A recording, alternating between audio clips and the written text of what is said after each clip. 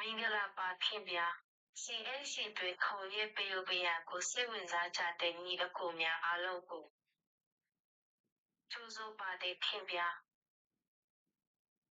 အလုပ်လုပ်တဲ့အခါမှာကြီးတစ်ချီသုံးသွဲပြီးပဲလို့ရေးရမလဲဆိုတာမသိသေးရင်တော့မဟုတ်ဆိုရစွာဖြစ်နေရင်ဒီဗီဒီယိုလေးကိုအဆုံးထိကြည့်ပေးသွားပါကြည့်ကြည့်81ယူ3မာတီ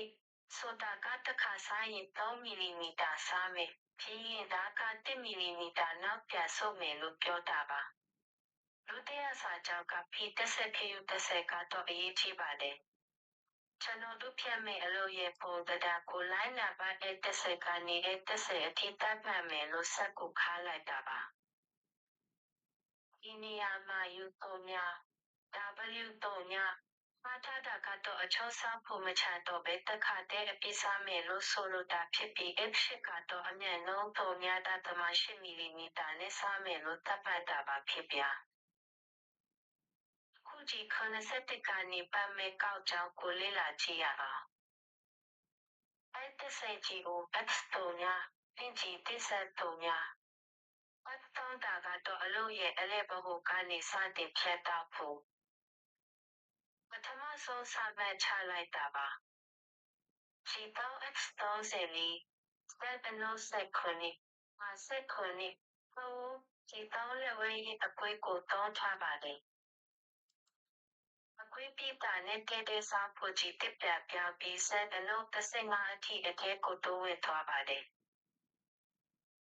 ခြေတစ် X50 ဆက်အလုံး33အားရှိတော့ဒီတလည်းရည်အခွေအတဲ့ပါအားရှိဒီကအတွေ့အကြုံခုံလေးဖြစ်အောင်ဒါကအောက်ဘက်ကိုပွေးစင်ပြီး X50 ဆက်အလုံး33နေရာအချင်းစားပေးသွားမှာဖြစ်ပါတယ်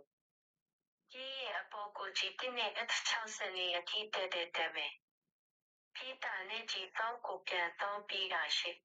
အကွေးတိုင်း X80 ဆက်အလုံး40အထိထပ်ကွေးစားနောက်ဆုံးမှာတော့ကြည့်တဲ့ဆက်အလုံး60အထိအဖြောက်အတိုင်းစားဝင်သွားပြီး X30 X100 တစ်နဲ့သွားပါမယ်။ဟိုတရားကိုအဆုံးသတ်လိုက်ပါတယ်။